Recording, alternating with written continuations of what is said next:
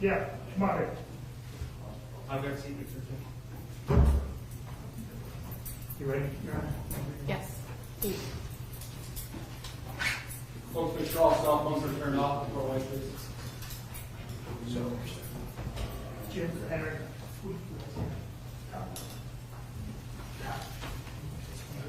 There it is.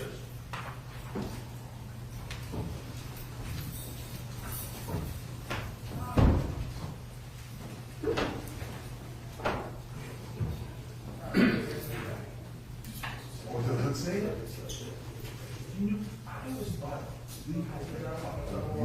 color of yeah.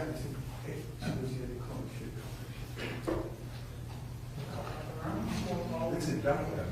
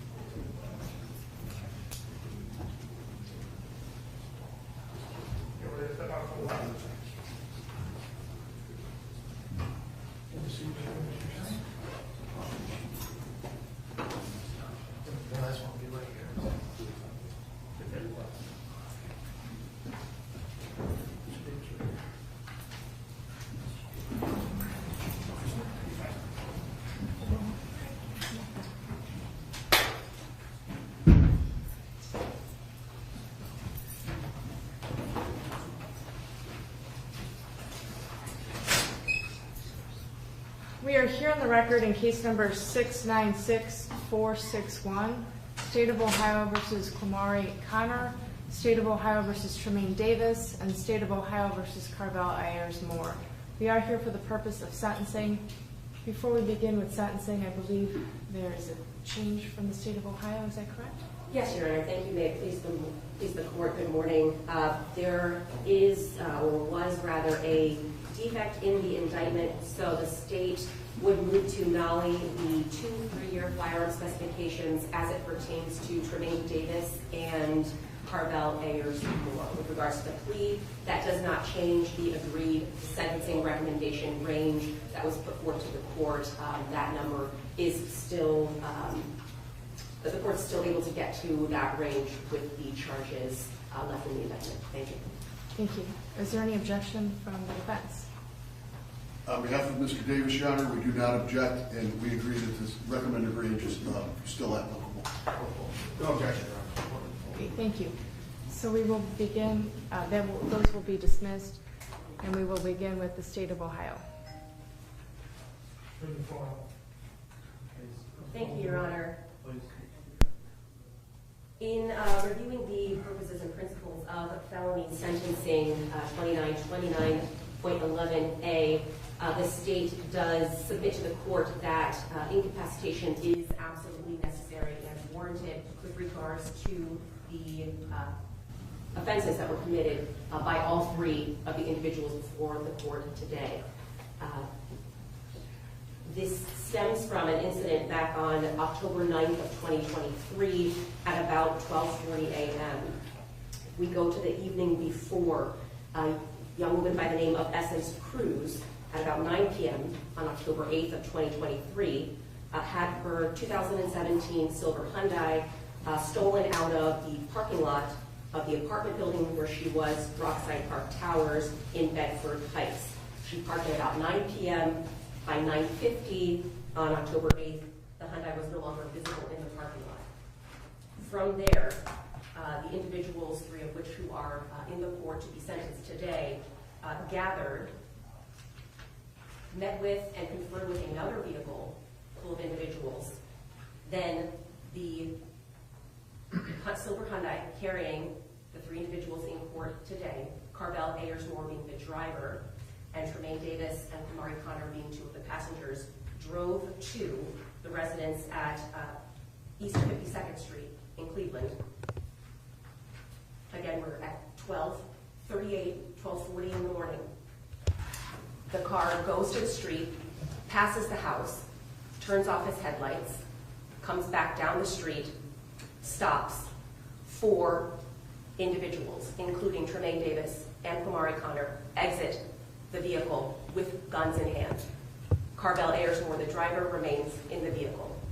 Those 4 individuals with guns get out, stand on the street, and fire multiple rounds into the residence. They all get back in the car and drive away. They are developed through the hard work of the Cleveland Police Department Homicide Unit, a combination of RTCC camera footage, flock camera footage, phone records, footage from RTA, all developed and identify the individuals involved. We do have fortunately, a clip from the house next door, about 1 minute and 30 seconds that the state will play after the family and victims have spoken, that show exactly how this happened. Fortunately, that home surveillance captured the entire incident.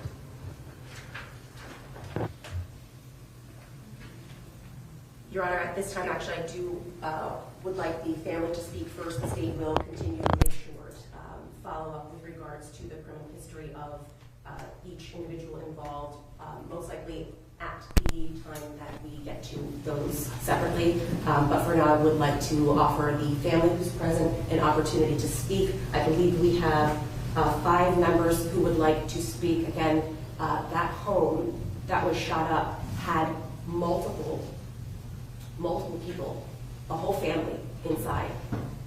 Miss Cantata Todd, who was 48 years old at the time, was shot while she was sleeping in bed. She was shot through her arm and her left torso.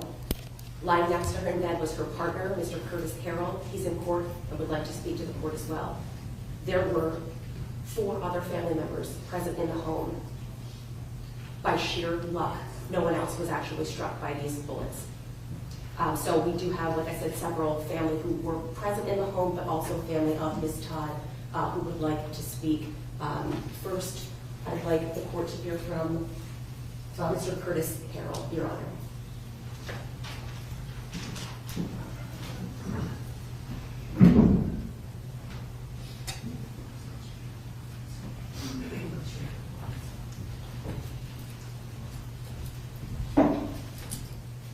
Sir, if you would just state your name and then spell it for our court reporter, please. Curtis Harrell, CurtisHarrell. What would you like to say, sir? I would just like to say it was a messed up night for that to happen. And me and Cantata, we was laying in the bed, sleep, and the bullets came through that house and knocked us out the bed. One grazed my head up top, and she was still alive. She was still alive while we was there. And I hope the court really would take care of these people, because it's senseless for youth this young to be out on the street at that time of night and just shoot up a whole house for nothing. And I really want the court to really do justice, because they took a life. And I pray for them too. I hope they learn something from this incident, you know. And I really would like for you to really do the right thing for them. Thank you. Thank you.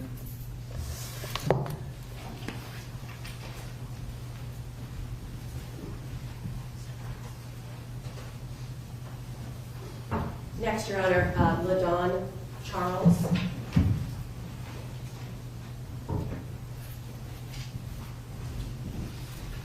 Again, sir, if you would just state your name and spell it for our court reporter.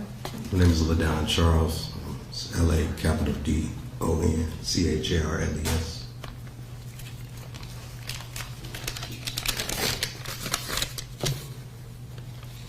First of all, I'd like to say to the Honorable Judge Sweeney of the juvenile court system, I would like to thank her for granting this right of the accused defendants to be tried as adults before the state of Ohio, the city of Cleveland, and to you, Honorable Judge. Gallagher, and all the court's officials of the law. I speak on behalf of the Todd family. I witness everyday sorrow and hurt from us and my household as well. As my mother-in-law to be, she has also suffered and become sick and had 3 strokes since this incident because her eldest daughter was taken from her. She's just sad every day. And a big change has come over this whole family. Holidays aren't the same. You can feel a great loss of happiness in the atmosphere whenever we assemble. My fiance, which is her sister, we talk about Katata daily, and I witness her hurting and pain even in good times. As for her children, I have conversed with several of them. They're hurting as well, but they're all strong because Katata taught them to be. Katata was a great person, mother, sister, and daughter. I remember a time I got into an incident and Katata said to me that she didn't want to see any more black on black crime. And I removed myself from the situation because she was right. I didn't want to see that either. But she had a happy life. She was the party of the joy of the party of the family. She just made everyone happy and laughed, and we had fun. And she was upright in her discipline and stern in her beliefs. She in no way deserved to be murdered at the hands of these young men. And we all know that we must travel the same road in death. But to be caused by another human being is unlawful. To the accused, I would like to say,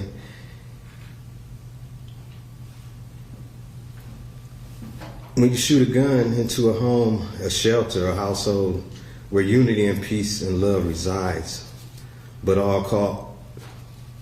all cause disruption, confusion, hurt, and pain, and a lifetime scar on this family,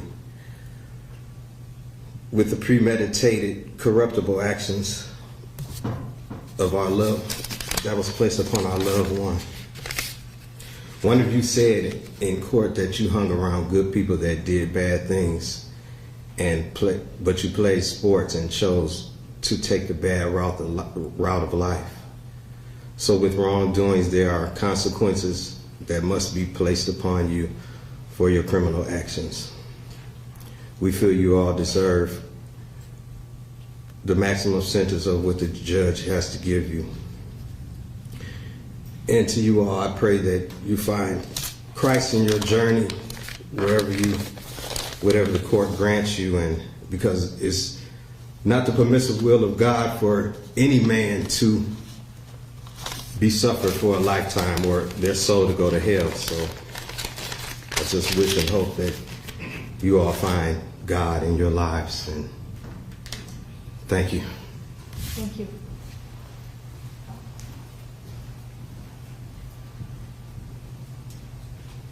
Thank you, Your Honor. Next, Victoria Marks, who's going to be on the Zoom screen.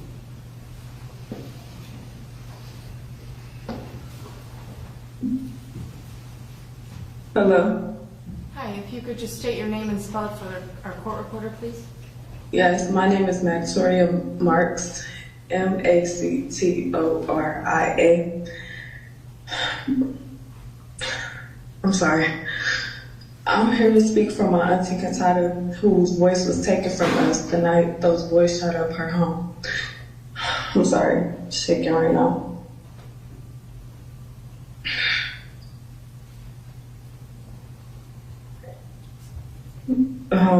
She was asleep and completely unaware of any street drama. She was not a part of their world. She had nothing to do with their violence, and yet she paid the ultimate price.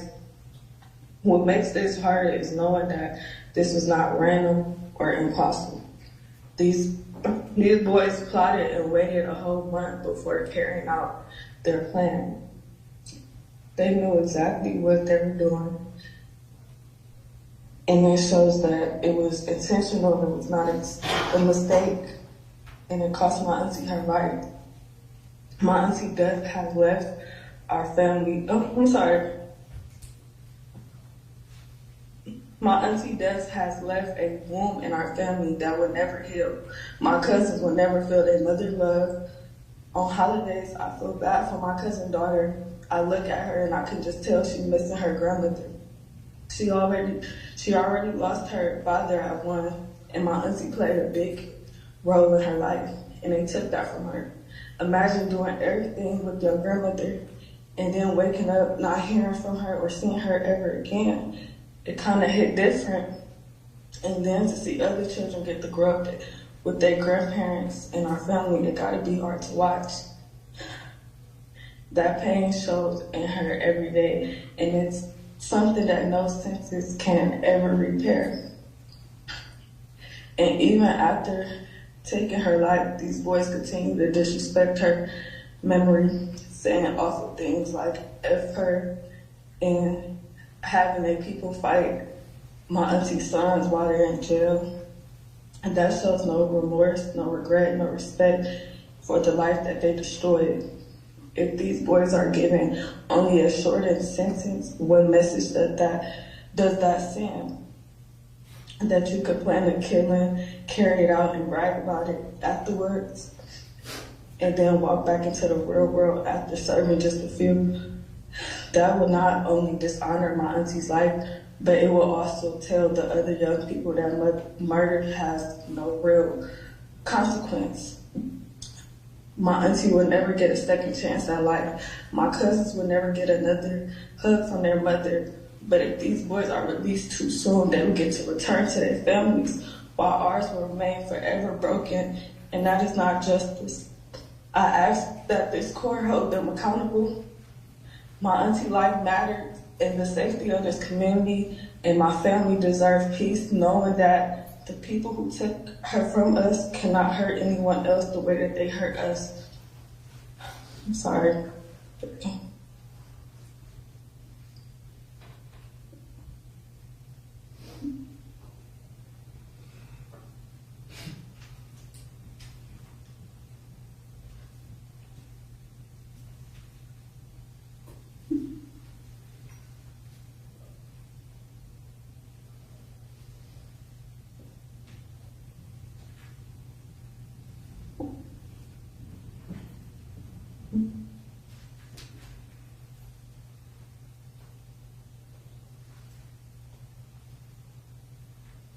Did you need a minute, or did you need additional time? No, I'm done. Okay, thank you. Thank you. Thank you, Your Honor. Next, Derek Hamilton. He's not here. Victoria, he's in the courtroom. You can go ahead and mute your mic again. Oh, I'm sorry. That's all right. There happens to be R-I-C-K.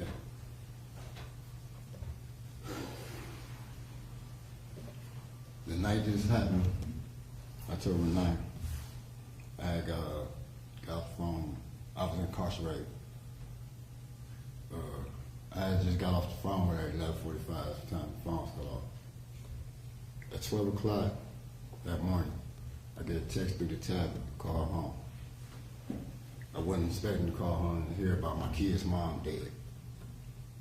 After I just got off the phone with her. So it really messed the family up. It messed me up. On Labor Day, you know, I had a breakdown.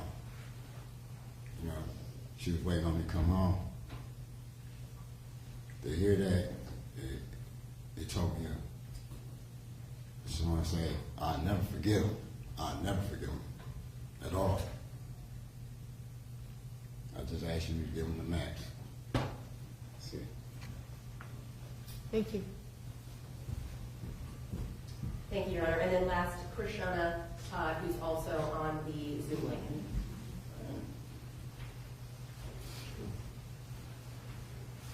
Hi, can you hear me? Yes, I can. My name is Krishana Todd. Kentata's oldest daughter. Okay, you murderers kind of got off easy. You didn't get the punishment you truly deserved. If this system were truly fair, we would have gone to trial so that my mom could have had the justice she deserved. What you did was not manslaughter. You murdered her. You planned this out, and you knew the consequences of shooting into the house. If you really want to do the right thing for once in your lives, you will admit who else was involved. We already know one has faced his karma. We know there is someone behind this that you're still protecting. He walks free while you will spend your lives locked up like the criminals you are. I will never forgive you.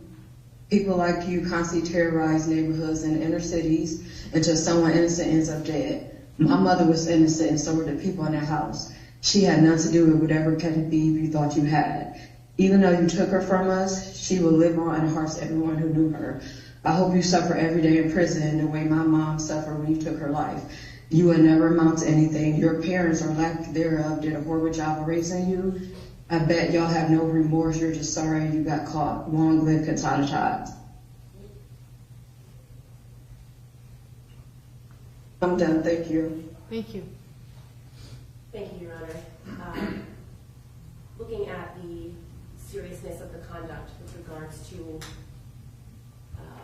seriousness and recidivism factors, there is no more serious harm than the loss of a life in every category: physical, psychological, and economical.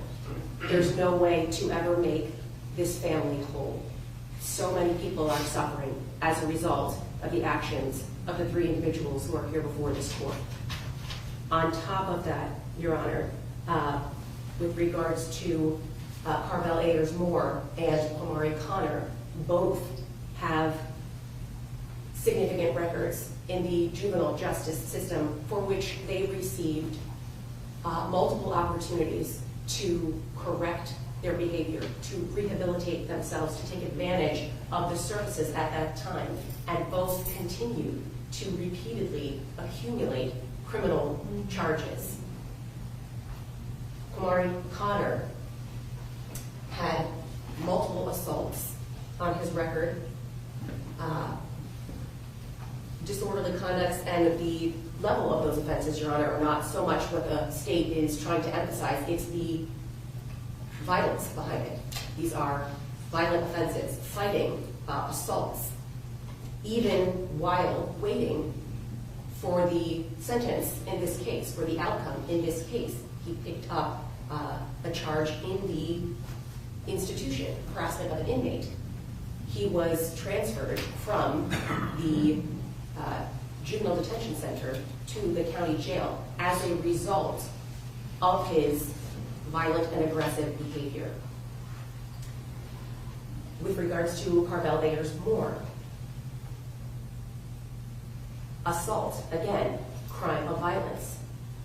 He also had other attempted grand theft motor vehicle, CCW, but his last 2 cases in 2023, Your Honor, were 2 different cases of felonious assault with 3-year firearm specifications.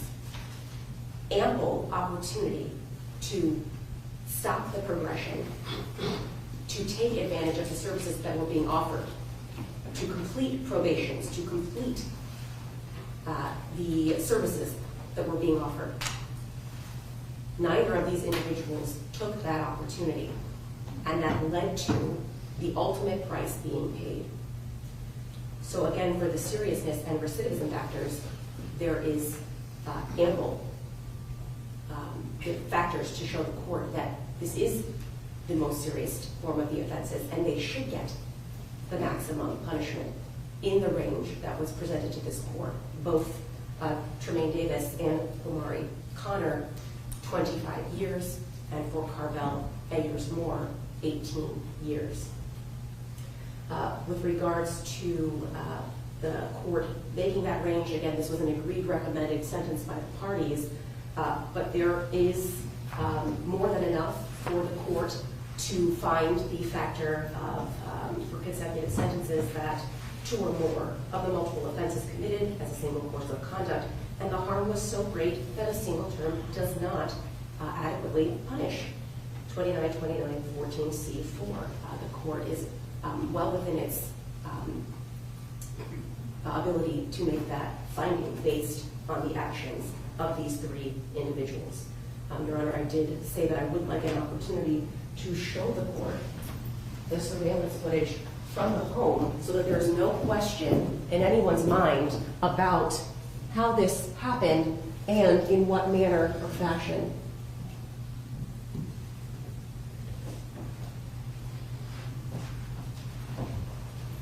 It's a minute and 30-second clip, Your Honor. It does not have audio. This is from the East 52nd Street neighboring residence. We see here this silver Hyundai, the stolen vehicle, drive down the street.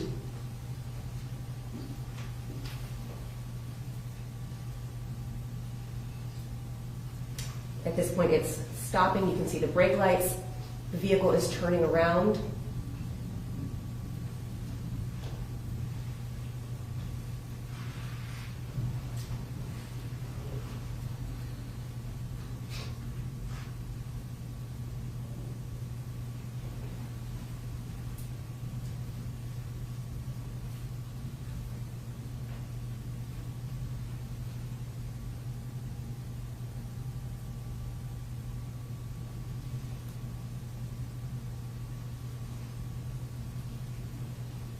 Now we see the silver Hyundai coming back down the street, headlights off. Carvel Ayersmore is the driver. Tremaine Davis and Kamari Connor are two of the gunmen you will see exit the vehicle.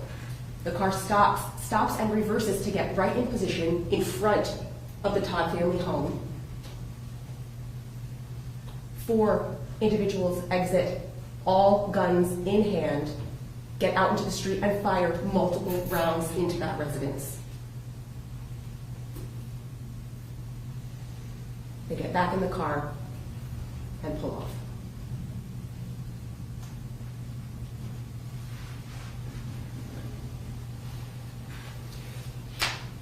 Your Honor, I believe that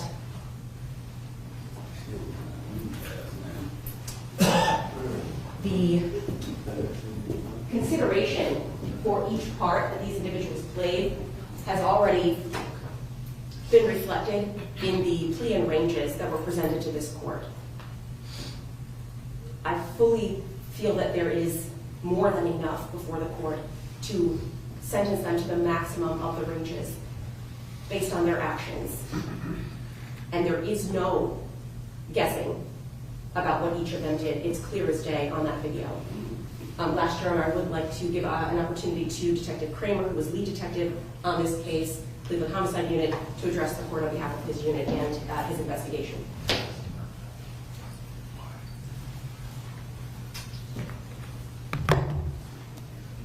Thank you, Your Honor. Detective Tim Kramer, C-R-A-M-E-R. Your Honor, this is a case that will sort of haunt me for the rest of my career. This was clearly a senseless and cowardly act that has caused lots of pain to the Todd family.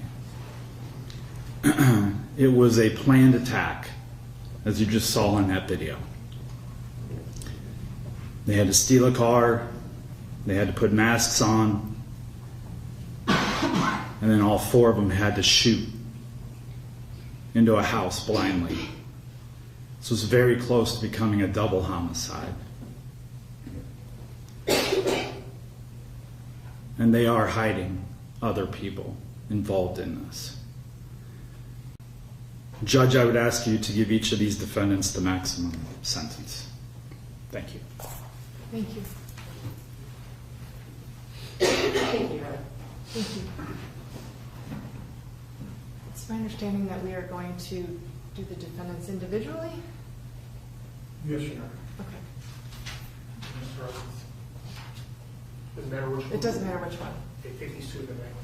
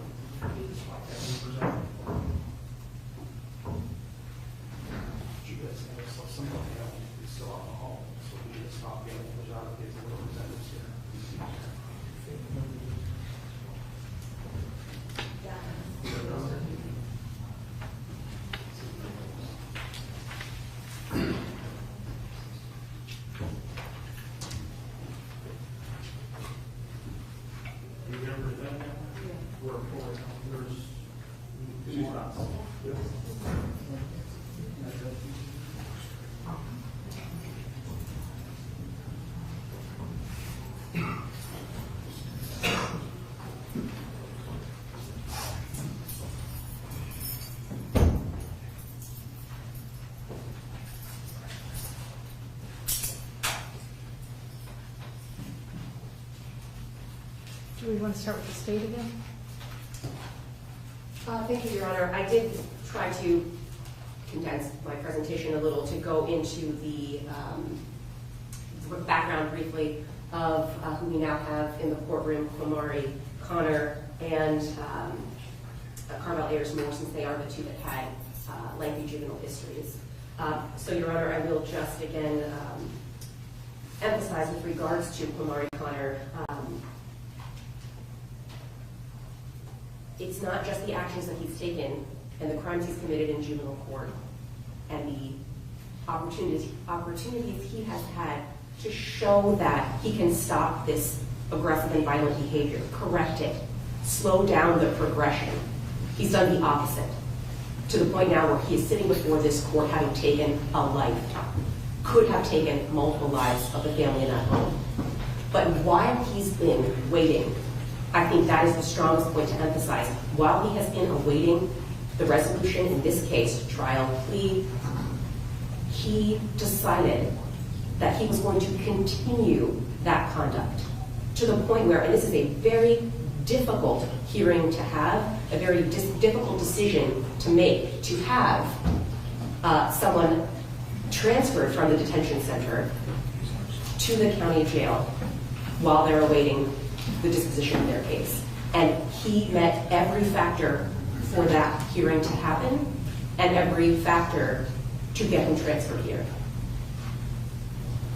The mindset to continue that while under the scrutiny of the court and while awaiting such serious charges, a sentence for such serious charges, shows that in order to keep the community safe, in order to properly punish and ensure that this does not happen again, Kwamari Connor does warrant the sentence of the full 25 years that is part of the range presented to this court. Thank you. Thank you. On behalf of the defendant? Your Honor, may it please the court. The most salient factor here to me is the fact that my client is 14 years old at the time of this offense. It's number one. Number two, I would respectfully disagree with the prosecutor when they said that he has a lengthy juvenile record. He has 2 misdemeanor assaults.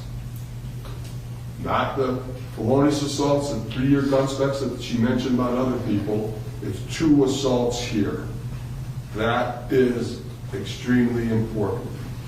The prosecutor shared with me a April 1st, 2024 evaluation from juvenile court that talks about the 2 prior assaults.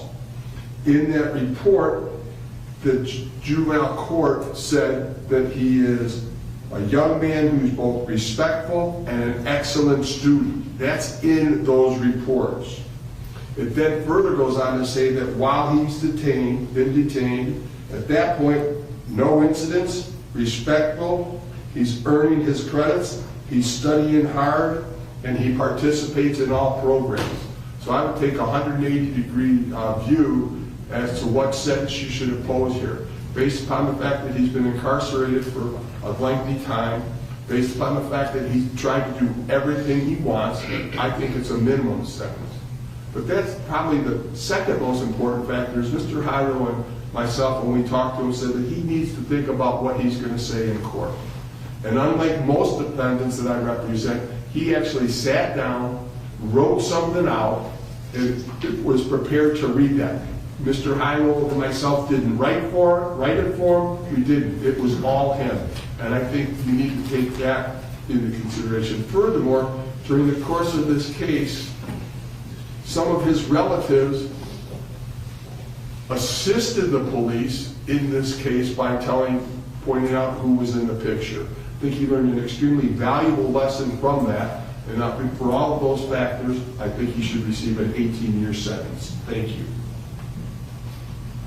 So what would you like to say?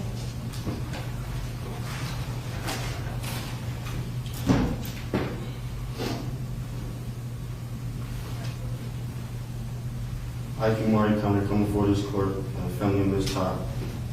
I want to apologize to the family first and the city of Cleveland for my actions of the crime committed that ended Mrs. Todd's life. My behavior is not what I was taught as a kid, nor how my mother raised me to be. Okay, slow down a little bit. I take full accountability for the pain that I have deeply caused. I know I'm not able to replace Ms. Todd's life or do anything to bring her back. I cannot fathom losing a parent because my mom is all that I ever had. I want you to know during my time of incarceration, I have thought about the damages to the family that I have caused. You may not accept my apology, which I'm truly sincere about. I'm asking for true forgiveness and a second chance at life. I will use the remaining time of my incarceration to better myself into society, being a part of society by being in programs, finishing school, also turning on troubled youth and indulge into mental health warnings. I would like to send my condolences to the family at this time and continue to pray for the family. Anything further? No, Your Honor. Thank you, Your Honor. Thank you.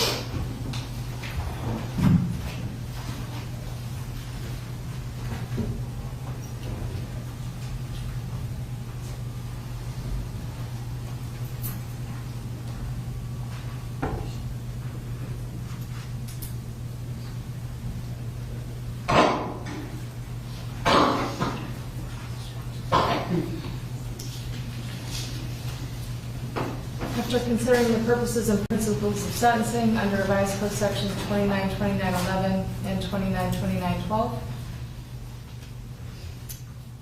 I do have to consider the age of the defendant as well as the fact that someone lost their life here in a terrible manner. In light of that, I am going to sentence Mr. Connor to a term of 20 years of incarceration. That's within the agreed ranges that the parties have come to. With how that will break down with each count is as follows. With regard to count 1, there was a 3-year firearm specification. With regard to count 4, there was also a 3-year firearm specification. Those specifications have to run consecutive to each other and consecutive to the underlying offenses. With regard to count 1, you'll be sentenced to a minimum of 7, a maximum of 10.5 years. With regard to count 3, you'll be sentenced to a minimum of 5, a maximum of 7.5 years. Again, with regard to count 4, there is that 3-year firearm specification, which has to run prior to and consecutive to the underlying account, to which you'll be sentenced to 5 years. With regard to count 10, you'll be sentenced to 1 year. With regard to count 11, you'll be sentenced to 1 year. Counts 1,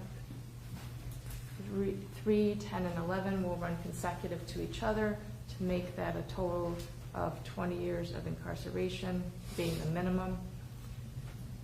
The court imposes terms consecutively, finding that consecutive service is necessary to protect the public from future crime or to punish the defendant, that the consecutive sentences are not disproportionate to the seriousness of the defendant's conduct and to the danger the defendant poses to the public, and that at least 2 of the multiple offenses were committed in this case as a part of 1 or more courses of conduct, and the harm caused by said multiple offenses was so great or unusual that no single prison term for any of the offenses committed as part of any of the other courses of conduct adequately reflect the seriousness of defendant's conduct. Also, the history of defendant's criminal conduct demonstrates that consecutive sentences are necessary to protect the public from future crime by the defendant. Upon your release from prison, you will be subject to a mandatory minimum of 2 years up to a maximum of 5 years of post-release control under conditions determined by the parole board. If you violate the terms and conditions of post-release control, then the parole board can return you to prison for up to 9 months for each violation of the rules and up to 50% of your stated prison term. You will be granted credit for all time served in this case, and any court costs will be waived in this matter. Anything further for the record? No, Your Honor. Thank you. No, Your Honor, thank you. Wait a minute.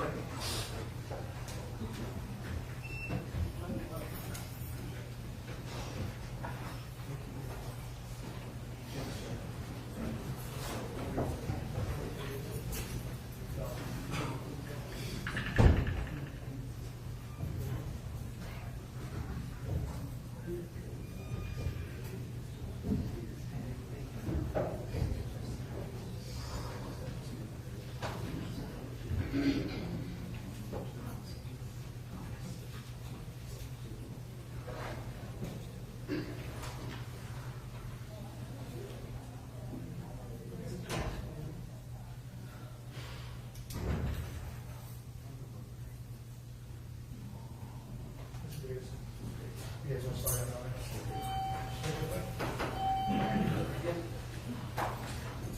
Right over here, Mr. Davis. Let's see right here.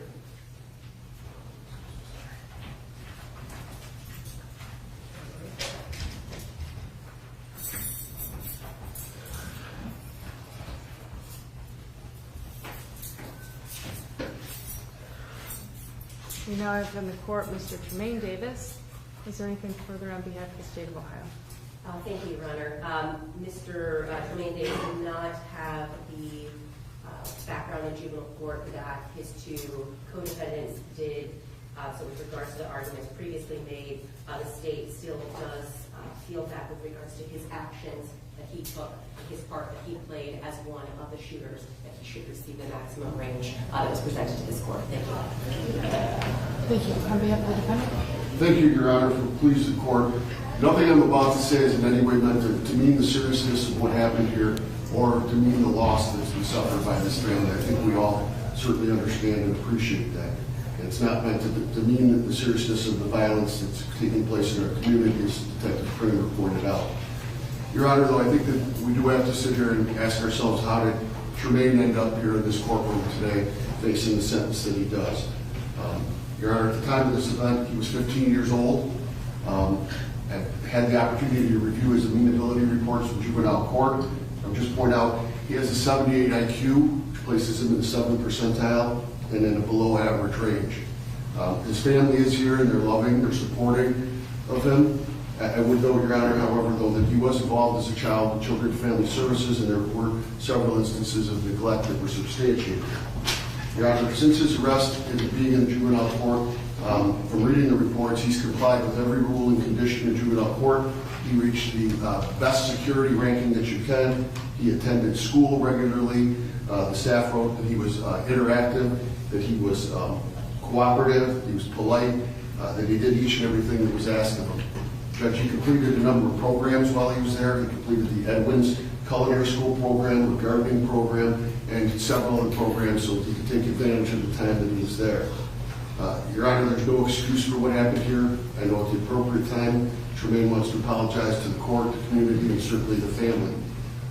All I can say is that on this night, I think these 14 and 15-year-old kids were using marijuana, which was documented, and did some things that they obviously should not have done. And Judge, we just ask you to consider all of that in imposing the sentence. Thank you. Anything further?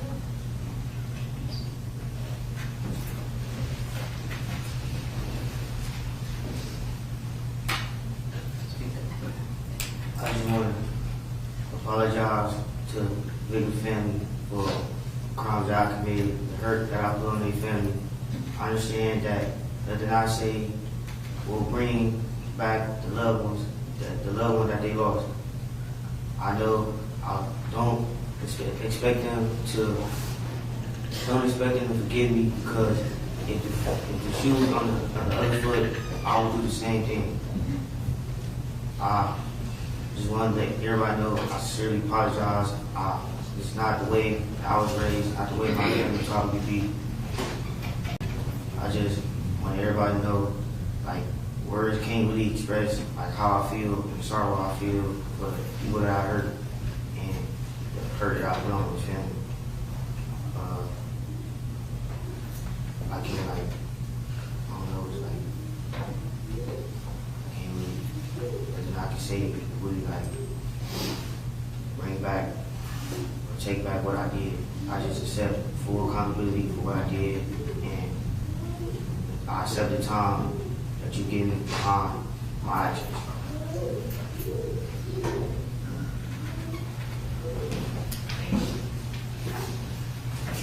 I will note for the record that after considering the purposes and principles of sentencing under revised code sections 292911 and 292912, I'm also going to consider the age of the defendant as well as his IQ.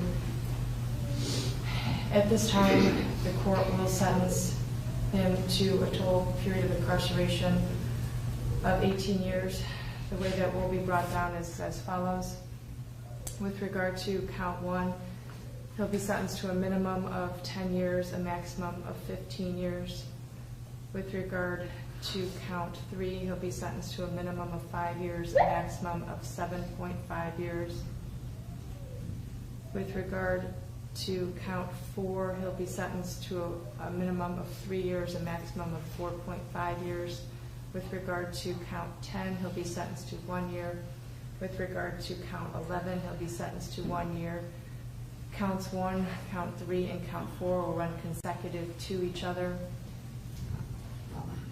The court imposes prison terms consecutively, finding consecutive service is necessary to protect the public from future crime or to punish the defendant, that the consecutive sentences are not disproportionate to the seriousness of defendant's conduct and to the danger defendant poses to the public, and that at least 2 of the multiple offenses were committed in this case as a part of one or more courses of conduct, and the harm caused by said multiple offenses was so great or unusual that no single prison term for any of the offenses committed as part of any of the courses of conduct adequately reflects the seriousness of defendant's conduct. Upon your release from prison, you will be subject to a mandatory minimum of 2 years up to a maximum of 5 years of post-release control under conditions determined by the parole board. If you violate the terms and conditions of post-release control, then the parole board can return you to prison for up to 9 months for each violation of the rules and up to 50% of your stated prison term. You will be granted credit for all time served, and court costs will be waived in this matter due to indigency. Anything further for the record? Thank you. No, thank you. Thank you, Your Honor.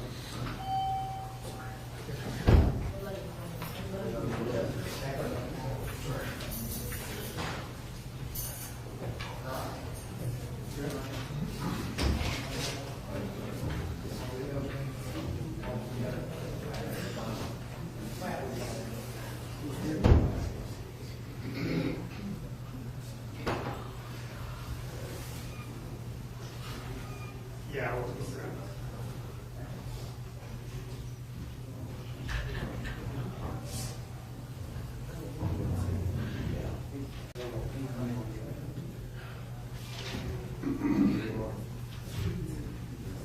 How many real work? 6. There are people who need to have work, but we need to step out and allow them to have work. Thank you. Everyone make sure your cell phones are turned off. Hold on.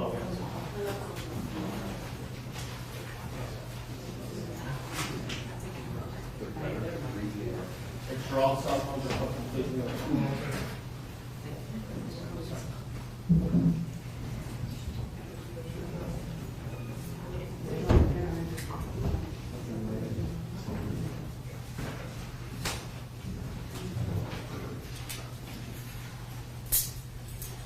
And finally, we're here on the record on the State of Ohio versus Carvel Ayers Moore. I do want to note for the record that I did receive multiple letters on behalf of Mr. Ayers Moore from his mother as well as friends and family. I did review those. Did the State of Ohio have the opportunity to review those as well? I did not, Your Honor. Okay, let me just present those to the state.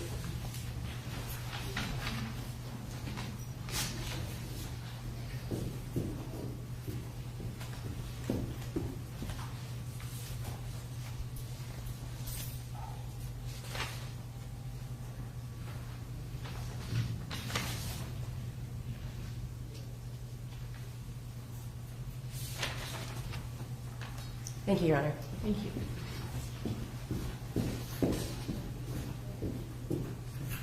On behalf of the State of Ohio?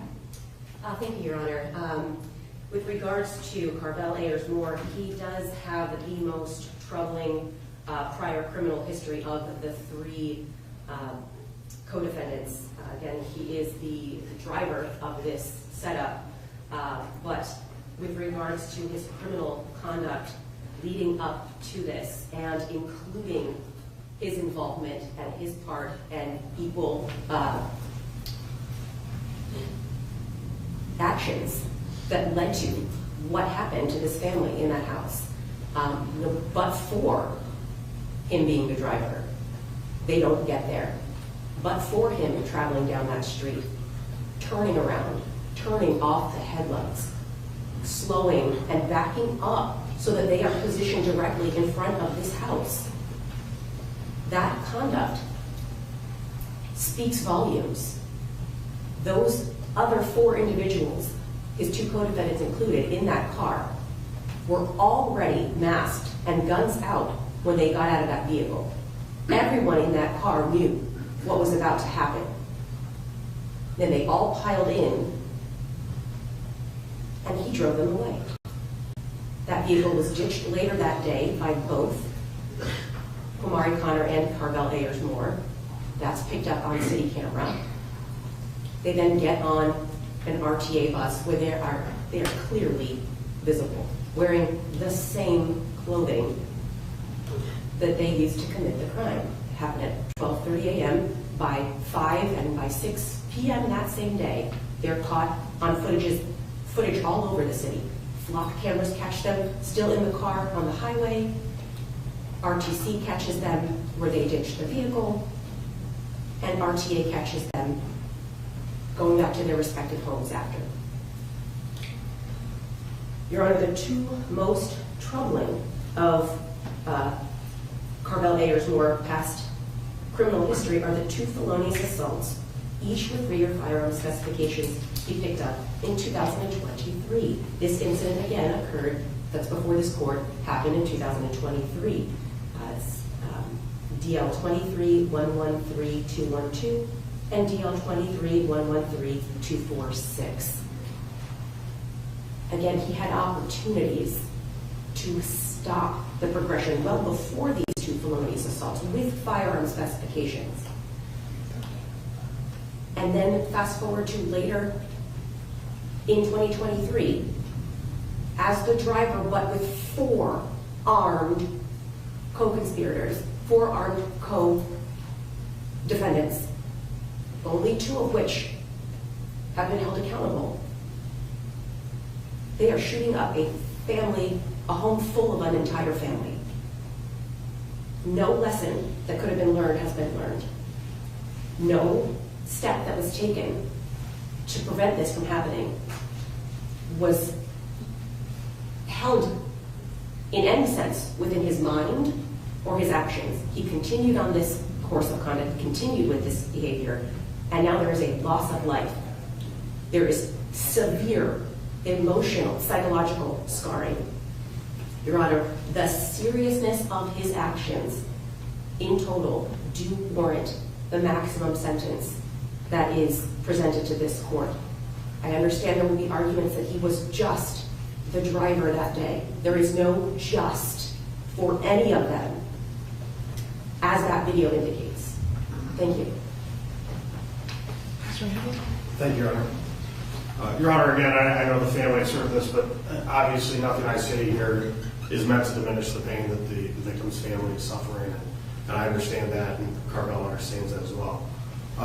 Your Honor, I am not going to try to minimize Carvel's conduct in terms of the seriousness of the crime, but what I will say, Your Honor, is that he is situated differently than the prior two defendants.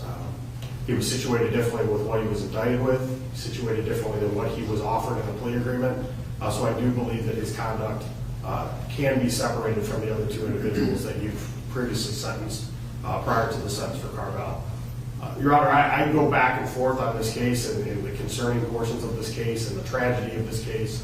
And I try to put in my mind the idea that Carvel, as he sits next to me here, is 16-year-old man, young man. At the time of this, he was a 14-year-old kid.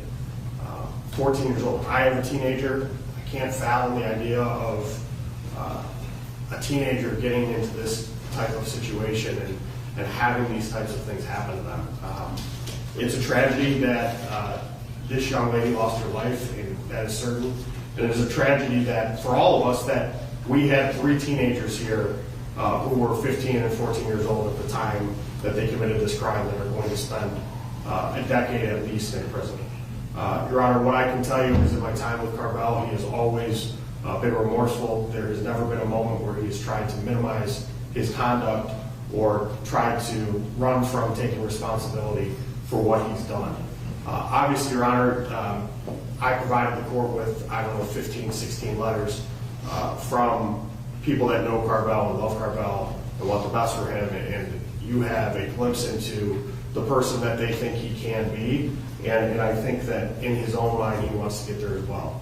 Your Honor, it's not just about punishment in this courtroom, it is about rehabilitation. And I know a lot of the things that the prosecutor is talking about his past crimes and all these other things. I would also indicate to the court judge it doesn't change the fact that at that time he was still 13 or 14 years old when those things were happening. The time to rectify those mistakes and learn from those mistakes and become a better individual starts now. And what I can tell you, Judge, is that Carvel has already started that in his time that he was in the detention center. Like I know you heard from the last defendant, he has completed a number of classes, Ride for Life. He's taken substance abuse classes. He's taken victim awareness classes. He did an anger control treatment session where he has went through hours and hours of treatment. He did Freedom School. He's done cooking schools. He's done other things to try to set himself up for the time that he's released when he's a young man. Your Honor, when he came into the detention center on October 23rd, 2023, he was in 8th grade. 8th grade. Since the time that he's been in there, he's completed a number of hours. He is now in the 11th grade. He has 14 credits to go to try to graduate, and I know that that's something that he wants to do. Again, Your Honor, nothing here that I'm saying is trying to minimize his conduct. But what I would say, Your Honor, in taking into consideration the age of Carvel, how he is situated differently from the other 2 defendants, the things that he's done since he's in a detention center, I would argue that the minimum sentence here is appropriate. And it's not just appropriate because of his actions compared to the other individuals, but it's appropriate because of the things that he's done. It's appropriate because there is the Reagan-Tokes aspect of this, where if he does not continue on that path, he can be kept in prison for longer. And when he gets out, he's going to be on parole and supervised as well. So, Your Honor, I would ask you to take all of those things into consideration. I know Carvel has prepared a statement that he wants to read for the family and to the court as well. Go ahead, sir. Can you read from there? I want to start by apologizing to the family. I'm sincerely sorry for the actions I was a part of that caused the death of an innocent woman, a mother, someone's best friend, and a grandmother. I want everyone to know I take full responsibility for my actions. If I could go back in time to rewind what happened, I would. I don't know how I feel to lose a mother, but I don't can imagine the pain I feel today. And I hope one day God will get everyone in this straight forgive me, because I'm not a bad person. And I would like to apologize to my family too. I love my family.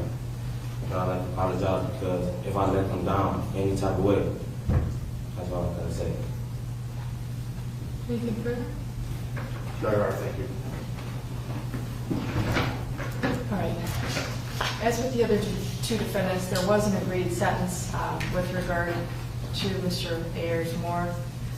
After considering the purposes and principles of sentencing under Revised Code Sections 292911 and 292912, at this time the defendant will be sentenced to a total term of 16 years of incarceration. With regard to count 1, he'll be sentenced to a minimum of 10 years, a maximum of 15 years. With regard to count 2, he'll be sentenced to a minimum of 5 years, a maximum of 7.5 years. With regard to count 4, he'll be sentenced to a minimum of 5 years, a maximum of 7.5 years. With regard to count 10, he'll be sentenced to 1 year. With regard to count 11, he'll be sentenced to 1 year. Counts 2 and 3 will run consecutive to each other, and the remaining counts will run concurrent. The court imposes prison terms consecutively, finding that consecutive service is necessary to protect the public from future crime or to punish the defendant, that the consecutive sentences are not disproportionate to the seriousness of defendant's conduct and to the danger defendant poses to the public, and that at least 2 of the multiple offenses were committed in this case as part of 1 or more courses of conduct, and the harm caused by said multiple offenses was so great or unusual that no single prison term for any of the offenses committed as part of any of the courses of conduct adequately reflects the seriousness of defendant's conduct. Upon your release from prison, you will serve a mandatory minimum of 2 years up to a maximum of 5 years of post-release control under conditions determined by the parole board. If you violate the terms and conditions of post-release control, then the parole board can return you to prison for up to 9 months for each violation of the rules and up to 50% of your stated prison term. You also agreed to no early release with regard to this case. Any court costs will be waived and you will be granted credit for all time served. Anything further for the record? No, you're right, thank you. No, Your Honor, thank you. Okay, this way.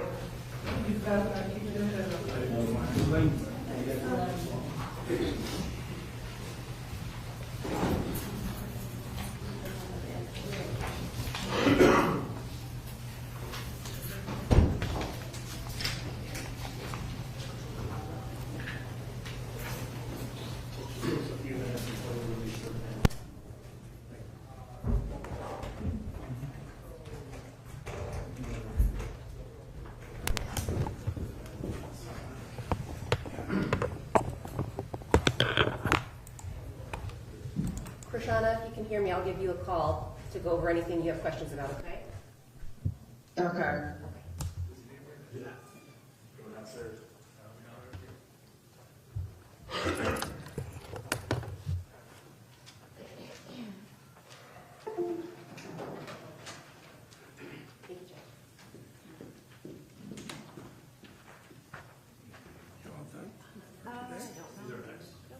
Check your call sheet.